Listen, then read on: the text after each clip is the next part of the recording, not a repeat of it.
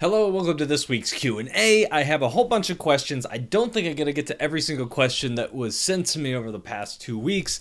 However, I think the system is working pretty well. If you have a question, the best way to ask it is to just take that email newsletter that you came to this video through and just reply to it. And that's going to come right to my inbox, and that's probably the best way to ask a question. Anyway, got some really good ones. Let's hit it. All right, so my first question here is from Diane, and she has a question about Affinity Designer, and specifically using Affinity Designer on the iPad versus using it on the desktop, and which one is the best for what she's trying to do. She says here she designs t-shirts, she wants to learn to draw better, she figured a tablet would be a great place to do that, and basically she's looking at an iPad and she's thinking, well, maybe she wants to go with an iPad because she could do a lot of the same things. She also mentions that she's thinking about making brushes and selling those brushes and making t-shirts and things like that. So I would say this, the big difference when you're looking at the iPad compared to the desktop is how easy it is to do tasks around what you're doing. So let me explain that for a second. If you're using an iPad and all you're using it for is drawing or sketching or creating a piece of art, it's really fantastic and I love that experience. Where I bump into things is when I have to do other things with my art files. For example, if I have to zip up that art file and send it somewhere or save it somewhere or share it with someone or upload it to someone's site, that's when it gets a little bit frustrating on the iPad, mainly because you can do it there, but oftentimes little things require me to use a secondary app, which is kind of a pain in the butt. There's a lot of people whose websites only work on the desktop. So like if you're creating brushes and you want to upload those, there's a chance that that site might not work the same way on an iPad as it does on a desktop, or it might not be able to see your file system so you could actually upload the image. Those are little pains that come along with the iPad that you're not going to get on a desktop. And so when you're doing a lot of work that requires you to, I guess, handle the files in a different way, which it sounds like that's what you're going to need to be doing, sometimes the best way to go with that is not to get an iPad, but to go with something like a Surface Pro or another Windows tablet that has a pen or something like that. All right, next question is from someone named Maria from Colombia. She's getting back into the illustration world and she's wondering if Affinity is necessary. She just got Procreate and is wondering if it's necessary to have Affinity Designer as well if she wants to be a designer using her iPad. So I think Affinity Designer is probably better for graphic design. Are you laying out a page? Do you need text tools? Are you doing that sort of thing? If so, Affinity Designer is going to be much, much better than Procreate because Procreate doesn't have a text tool. It's Procreate, it's hard to lay out shapes and move them around. You'd have to put them all on separate layers, whereas that's something Affinity Designer does really, really well. So it really depends on the kind of work you're doing. My advice to anybody when they're wondering, do I need this, is just use what you have. So if you already have Procreate and it's working well for what you're doing, then you're good. If you get to a point where you're like, I really want to do, I want to design a t-shirt, and I want to put text on that t-shirt, how do I do that? Well, that's when you're going to start running into things where you're going to need Affinity Designer or a program like that in order to do that. So that would be my advice, is use what you have as long as it's working, and when you get to a point where you're going to ask yourself, okay, I can't do these 2 or 3 things, then maybe look at it expanding, getting Affinity Designer at that point. Next question is from Alex, and he wants to know what is the best screen protector he can get for the new iPad Pro. So, full disclosure, on my 2 iPad videos I did this fall, there was a screen protector named Paperlike, and they were sponsors, and they paid me money to be in those videos. So, want to get that full disclosure out of the way. There are many different screen protectors.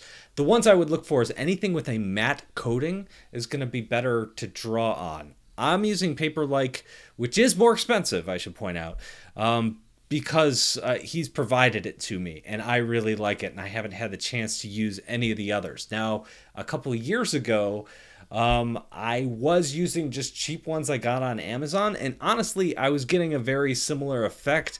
Paperlike feels a little bit better, in my opinion, but not so much better that it's worth paying 4 or 5 times as much. So if you're on a budget, getting a normal matte screen protector should be fine. Although I am a bit of a fan of what Paperlike is doing with their screen protectors. The next question is from Javier, and he asks about Skillshare and if it's a good idea or a good option for a teacher, and if I have thought about creating Skillshare classes.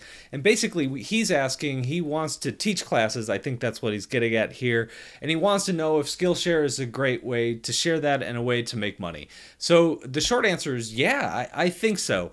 The long answer is I personally have chosen not to go with Skillshare for money, basically. Skillshare pays out a lot less than Udemy pays out. How it's structured is that Skillshare charges, I don't remember, I think I paid $60 a year, maybe it's a little bit more, for like an all-I-can-eat thing where I go in and I can take all the courses that I want, and then Skillshare divvies up the time I spent on various things and then pays out the people whose courses I took.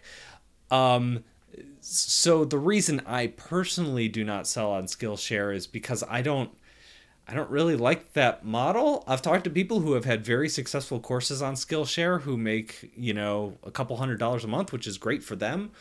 But I, from what I understand, I make about 3 to 4 times more on Udemy because people are paying per course. So I guess I would like to offer on Skillshare. It's just financially, it doesn't quite make sense for me personally. But I would say if you're interested in it, experiment a little bit. Maybe put your courses on there and see how they do. Maybe also try it on Udemy and see how they perform on both platforms. I have another question here. It is from Jim, and Jim wants to know about color. Oh, I'm bad at color. He says here, I know your channel is geared towards those who draw and paint, but when you review tablets, don't gloss over the color gambit. Color gambit is important for photo editing and makes for an all-around device.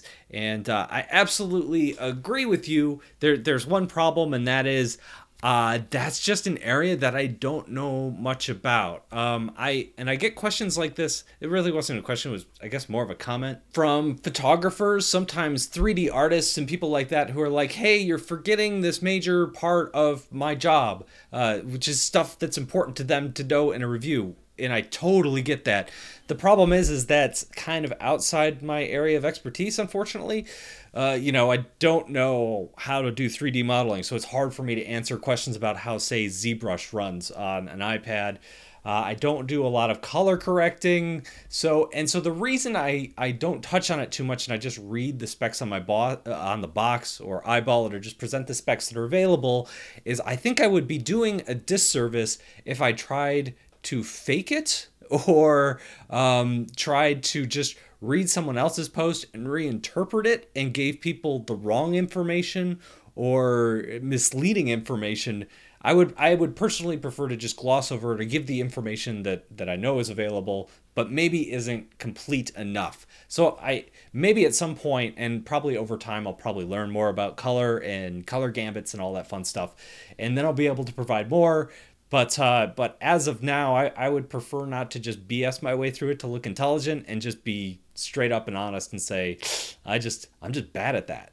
Next question is from Sasha. About a year ago, you mentioned your daughter drawing on the iPad. How is she going now? That's going really well. She loves drawing on the iPad. In fact, she won't draw on anything else. So she's 14 now. So all she knows is drawing on the iPad, specifically in Procreate, and she does it all the time. This is a question/comment from Jennifer, and she talks about how Savage, the people who make the Procreate application for the iPad, have talked about how they make gradient brushes in the past, and I guess it's something that she uses that she finds really helpful. I attached it to this email as well, my gradient brushes pack that I included in my last tutorial over on YouTube, and those gradient brushes are really handy, but she mentions that you can paint anything and then use the Gaussian blur that will basically create a very similar gradient and also gives you a little bit more control over the gradient, and that is a fantastic tip. And worth recommending if you're doing gradients. Next one is from Daniel. Any apps on the iPad Pro that you would recommend for animation? I'm working on a video. It's still a couple weeks out, maybe a month or two out, where I want to review a bunch of animation apps for the iPad. So far, I have not been impressed. All of them seem kind of scaled back. They're fun to play with, but I haven't found one that I really love yet that I would use for production artwork. But anyway, stay tuned. I got more on that coming up. Next question by Troy. When it comes to drawing on a tablet, do you prefer the Apple Pencil or the newer Samsung Galaxy S using the pen tech that Wacom uses? And I gotta say, they're pretty close. They're pretty good. I personally prefer the iPad, and I don't know if it's because the tech is better necessarily with the Apple Pencil, but the apps are so much better that it's easy to compare. And that has been my biggest issue with Android, is that the apps just don't quite feel right. Sometimes I'll be drawing with something and I'll be like, oh, this pen is starting to feel good. And then I'll go to color something in and I'll be like, this is wonky, this feels wrong. Part of that is just familiarity, and part of that is just I haven't found an app that I really, really love. I've found several apps that I kind of am okay with, but nothing that I just absolutely love drawing with. So it's really hard to compare the hardware just because the software is so different. So those are the questions I have. There's one or two that I missed out on because they were just a little too complicated, or I just flat out didn't know the answer to. But thank you guys for emailing those in. If you have any questions, of course, you could shoot me an email. I would love to answer them. And that's it for this week. I'll be back on this email newsletter in 2 weeks.